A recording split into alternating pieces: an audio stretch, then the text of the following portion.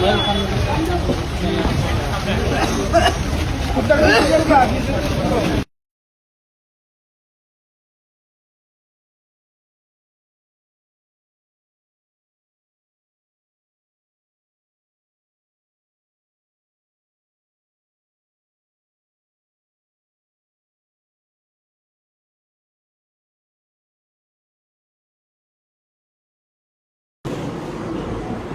আসলে বাংলাদেশের আইন শৃঙ্খলা পরিস্থিতি অবনতি হয়েছে, উন্নতি হয়নি।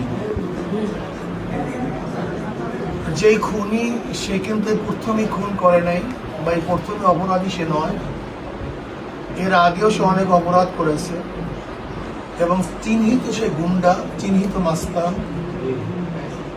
তার বিরুদ্ধে প্রশাসনের কাছে বারবার অভিযোগ দেওয়ার পরেও প্রশাসন যথাযথ ব্যবস্থা গ্রহণ করতে পারেনি, ব্যর্থ হয়েছে। আমি মনে করি ওর কবরকে জান্নাতের বাগিচা বানাবেন আল্লাহ। পরিবারের সবাইকে দুনিয়া আখিরাতে কামিয়াবি দান করে, মুমিন স্ত্রীকে ধৈর্য দান করে তৌফিক দিন। এই বাচ্চাদেরকে আপনার জিম্মায় আল্লাহ আপনি দয়া করে কবুল করেন।